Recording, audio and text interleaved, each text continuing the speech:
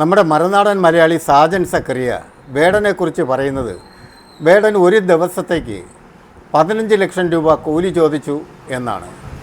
എന്നാൽ ഇതിൻ്റെ സത്യം എന്തായിരിക്കാം? മറുനാടൻ മലയാളിയുടെ കൂട്ടുകാരായ ലണ്ടനിലുള്ളവർ അദ്ദേഹത്തിനെ ലണ്ടനിലേക്ക് പ്രോഗ്രാമിന് കൊണ്ടുപോകാൻ സമയത്ത് ഇതിൻ്റെ റേറ്റൊക്കെ ചോദിച്ച സമയത്ത് വേടൻ ഒരു ദിവസത്തേക്ക് 15 ലക്ഷം രൂപ ചോദിച്ചു എന്നാണ് മറുനാടൻ മലയാളി പറയുന്നത്. എന്നാൽ അങ്ങനെ ആയിരിക്കാനല്ല സാധ്യത. ഒരു ഷോയ്ക്ക് 15 ലക്ഷം രൂപയാവാം ചോദിച്ചത്. വേടനെ സംബന്ധിച്ചിടത്തോളം വേടനെ ഇപ്പോൾ 15 ലക്ഷം രൂപ ഒരു ദിവസം പ്രോഗ്രാം നടത്തുന്നതിന് കിട്ടുന്നതിൽ വലിയ അതിശയമൊന്നുമില്ല.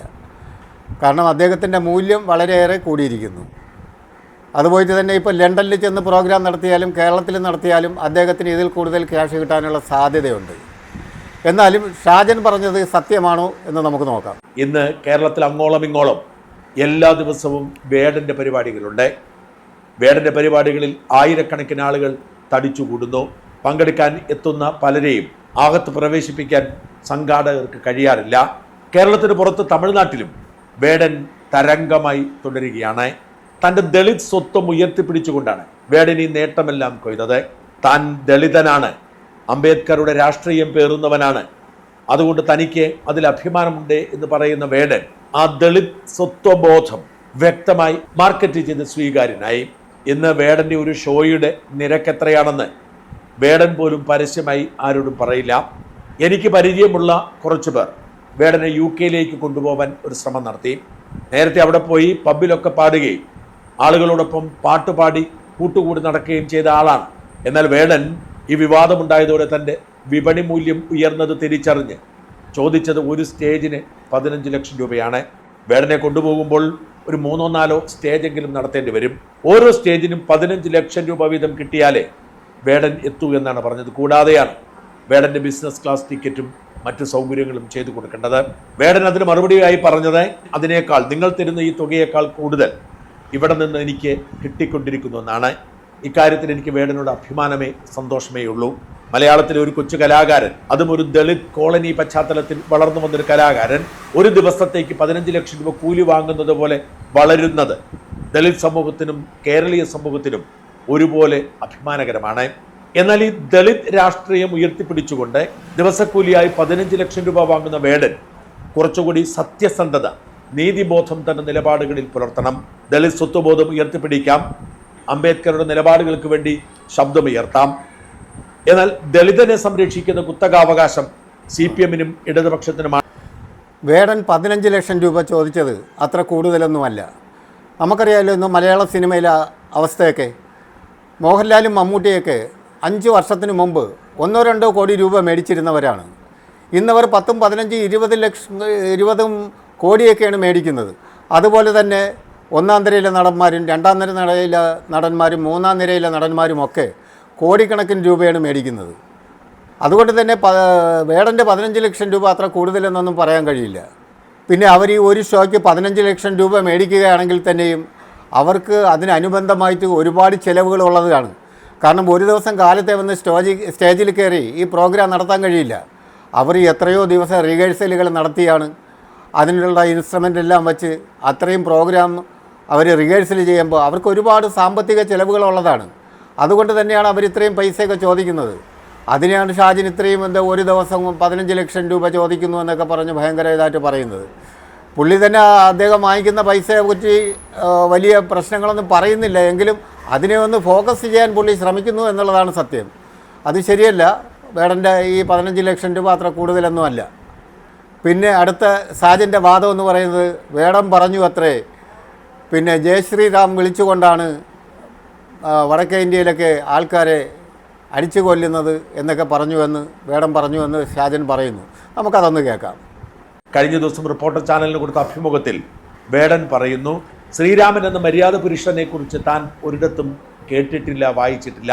ജയ് ശ്രീറാം എന്ന് താൻ കേൾക്കുന്നത് കൊല്ലാനും കൊള്ള നടത്താനും വേണ്ടി മാത്രമാണെന്ന്. ലോകമെമ്പാടുമുള്ള ലക്ഷക്കണക്കിന് ഹിന്ദുക്കളുടെ ആരാധ്യ പുരുഷനാണ് ശ്രീരാമൻ. ശ്രീരാമൻ്റെ ജീവിതം അവർക്കൊക്കെ പ്രചോദനമാണ്. ശ്രീരാമൻ ആരെയും കൊല്ലാനോ കൊല്ലിക്കാനോ പഠിപ്പിച്ചിട്ടില്ല. ശ്രീരാമൻ്റെ മഹത്തായ വിജയം ഓരോ ഭാരതീയൻ്റെയും വിജയമാണെന്നാണ് ഹിന്ദു വിശ്വാസികൾ കരുതുന്നത്. ആ ഹിന്ദു വിശ്വാസത്തിൻ്റെ നെഞ്ചിലേക്ക് ഇങ്ങനെ നിറയൊഴിക്കാൻ വേടനുണ്ടായ ധൈര്യം വേടൻ മറ്റൊരു മതത്തോട് കാണിക്കുമോ? ജയ് ശ്രീറാം വിളിച്ച് എത്ര കൊലപാതകങ്ങൾ നടന്നിട്ടുണ്ട് എന്ന് വേടൻ പറയണം. ജയ് ശ്രീറാം എന്ന മധുരമന്ത്രത്തിൽ ലയിച്ചിരിക്കുന്ന ഭക്തരെ നമ്മൾ കണ്ടിട്ടുണ്ട്. ചില വിവരം കെട്ടവർ ജയ് ശ്രീറാം വിളിച്ചുകൊണ്ട് കൊല നടത്തിയിട്ടുണ്ടാവാം, ഇല്ലെന്നൊന്നും പറയുന്നില്ല. എന്നാൽ ശ്രീരാമൻ എന്ന നല്ല പുരുഷനെ കുറിച്ച് താൻ കേട്ടിട്ടേയില്ല. കേട്ടിട്ടുള്ളതെല്ലാം ജയ് ശ്രീറാം എന്ന കൊലവിളിയാണ് എന്ന് പറയുന്നത് ഹിന്ദു വിശ്വാസികളെ വ്രണപ്പെടുത്താനാണ്. അല്ലാഹു അക്ബർ എന്ന് വിളിച്ചുകൊണ്ടാണ് ലോകമെമ്പാടും പല മുസ്ലിം ഭീകരരും കൊല നടത്തുന്നതെന്ന് നമുക്കറിയാം. എന്നാൽ അങ്ങനെ വിളിച്ചു പറയാൻ ഒരു വേടനും ധൈര്യമില്ല.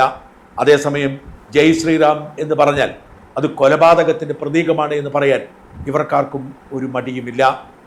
ഇത് ഇരട്ടത്താപ്പും അങ്ങേയറ്റം ഹീനകരമായ മതനിന്ദയുമാണ്.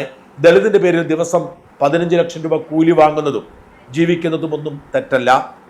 കലാകാരൻ എന്ന നിലയിൽ വേടനെ ഒതുക്കാൻ ശ്രമിക്കുന്നതിനോടും യോജിപ്പില്ല. എന്നാൽ ഹിന്ദുവിൻ്റെ വികാരത്തെ മാത്രം വ്രണപ്പെടുത്തിക്കൊണ്ട് അതിന് കിട്ടുന്ന കയ്യടിയിലൂടെ തൻ്റെ ദിവസക്കൂലി വർദ്ധിപ്പിക്കാൻ ശ്രമിക്കുന്നത് അങ്ങേയറ്റം മോശമാണ്. മതേതര ചാനലിൽ നിന്ന് അവകാശപ്പെട്ടുകൊണ്ട് നിരന്തരം വർഗീയത വിളമ്പുന്ന മീഡിയ വൺ ഈ അവസരം മുതലെടുത്തു. വേടൻ ആ പറഞ്ഞ കാര്യം ഞാനും ഇൻ്റർവ്യൂവിൽ കേട്ടതാണ്. വേടനത് പറഞ്ഞെന്ന് പറഞ്ഞാൽ ഒരു ചോദ്യത്തിന് ഉത്തരമായിട്ട് പറഞ്ഞതേ ഉള്ളൂ. പിന്നെ കേരളത്തിൽ അങ്ങനെ നടക്കുന്നതെന്ന് ചോദിച്ചാൽ കേരളത്തിൽ അങ്ങനെയൊന്നുമില്ല എന്നുള്ളത് തന്നെയാണ് സത്യം. കേരളത്തിൽ അങ്ങനെ നടക്കാതിരിക്കുന്നതിന് പ്രധാനമായ ഒരു കാരണവുമുണ്ട്. വടക്കേ ഇന്ത്യയിലെ അവസ്ഥയല്ല കേരളത്തിലുള്ളത്. വടക്കേ ഇന്ത്യയിൽ പശുവിൻ്റെ ഇറച്ചി തിന്നാലോ പശുവിനെ കൊന്നാലോ എന്നൊക്കെ പറഞ്ഞാൽ കാലും കൈയൊക്കെ അടിച്ചു കൊല്ലുക എന്നൊക്കെ ഉള്ളതൊക്കെ നടക്കുന്നുണ്ട്. കേരളത്തിൽ അങ്ങനെ നടക്കുന്നില്ല. അതിന് കാരണമെന്ന് പറയുന്നത് കേരളത്തിൽ പ്രബലമായ 2 മതങ്ങൾ വേറെ ഈ മതത്തിനൊപ്പം തന്നെ ശക്തമായി നിൽക്കുന്നുണ്ട്. അതുപോയിട്ട് തന്നെ മാർക്സിസ്റ്റ് പാർട്ടി ഇവിടെ കേരളം ഭരിക്കുന്നു. അവരും ശക്തമായിട്ട് ഇതിനൊക്കെ എതിരാണ്. അതുകൊണ്ടാണ് കേരളത്തിൽ അത് നടക്കാത്തത്. പുള്ളി വാർത്തയിലും കാര്യങ്ങളൊക്കെ കാണുന്നതിനെ അടിസ്ഥാനപ്പെടുത്തിയിട്ട് വടക്കേ ഇന്ത്യയിൽ നടക്കുന്ന സംഭവങ്ങളെക്കുറിച്ച് ഒന്ന് സൂചിപ്പിച്ചെന്നേ ഉള്ളൂ. അല്ലാതെ അതിലിപ്പോൾ അത്ര വലിയ കാര്യമൊന്നുമില്ല. അതിനിപ്പോൾ അത്ര വലിയ കാര്യമായിട്ട് എടുക്കേണ്ട ഒരു കാര്യമില്ല. അടുത്ത ജന്മം എന്നുണ്ടെങ്കിൽ ഞാൻ ബ്രാഹ്മണനായി ജനിച്ചാൽ മതി എന്നൊക്കെ സോറിയാണ് തൃശ്ശൂർക്ക് ഒരു തെറ്റുപറ്റി.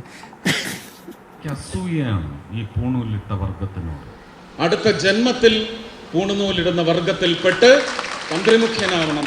നമ്മൾ ഏത് നൂറ്റാണ്ടിലാണ് ജീവിക്കുന്നത്? വേടൻ സുരേഷ് ഗോപിയെക്കുറിച്ച് പറഞ്ഞത് 100% സത്യം തന്നെയാണ്. അദ്ദേഹം ഒരു മുന്നോക്കക്കാരനായിരുന്നിട്ട് പോലും അദ്ദേഹത്തിന് ആ ജാതിയും കുറഞ്ഞ ജാതിയാണ് എന്ന ചിന്തയാണ്. അദ്ദേഹത്തിന് ഇപ്പോൾ ബ്രാഹ്മണനാവണം, പൂണൂലിട്ട് നടക്കണം, ഇങ്ങനെയൊക്കെയുള്ള ചിന്തകളാണ്. അത് സുരേഷ് ഗോപിയെക്കുറിച്ച് അദ്ദേഹം പറഞ്ഞ തൃശ്ശൂരുകാർക്ക് തെറ്റുപറ്റി എന്നാണ് പറയുന്നത്. ചിലപ്പോൾ അത് ശരിയാവാം. പിന്നെ ഞാൻ ചിന്തിക്കുന്നതും അങ്ങനെയൊക്കെ തന്നെയാണ്. കാരണം ലോകത്ത് ജാതിയും മതവും മതിലുകളും വേലികളും ഒക്കെ നഷ്ടപ്പെട്ട് എല്ലാ മനുഷ്യരും തുല്യമായി ജീവിക്കുന്ന ഒരു അന്തരീക്ഷം ഉണ്ടാവണമെന്ന് തന്നെയാണ് എൻ്റെയും കാഴ്ചപ്പാട്. ഇന്ത്യ പോലുള്ളൊരു മഹാരാജ്യത്ത് ഒരു മതത്തിൻ്റെയും ഭരണമോ ഒരു മതത്തിൻ്റെ സ്വാധീനമോ ഉണ്ടാവാൻ പാടില്ലാത്ത ഒരു ഭരണം നടത്തണം. എല്ലാ മനുഷ്യരും തുല്യരായി ജീവിക്കുന്ന ഒരവസ്ഥ ഉണ്ടാവണം എന്ന് തന്നെയാണ് എൻ്റെയും ചിന്ത. അപ്പോൾ സുരേഷ് ഗോപി ഉന്നതകുലജാതനായിട്ടും അദ്ദേഹം ജാതിയിൽ തൃപ്തനല്ല. അതുപോലെ തന്നെയാണ് വേടനും അത് ഈ ജാതി എന്നുള്ള കാര്യം ഉപേക്ഷിക്കേണ്ടതാണ്. കാരണം ഇതെല്ലാം സമൂഹത്തിൽ ഉറങ്ങി വരുന്ന കാര്യങ്ങളാണ്. ഇനി നമ്മൾ ആ ജാതിയൊക്കെ തട്ടി ഉണർത്തിയെടുത്ത് സുരേഷ് ഗോപി പറഞ്ഞതുപോലെ വീണ്ടും എനിക്ക് മുമ്പോട്ട് അടുത്ത ഉയർന്ന ജാതിയിലോട്ട് പോകണം എന്നുള്ള ചിന്തകൾ വേടനും ഒഴിവാക്കേണ്ടതാണ്. എല്ലാവർക്കും ജാതിയും മതവും പൂർണ്ണമായും ഒഴിവാക്കി നല്ലൊരു ലോകമുണ്ടാവാൻ നമുക്ക് എല്ലാവർക്കും ഒരുമിച്ച് ചേർന്ന് പ്രവർത്തിക്കാം.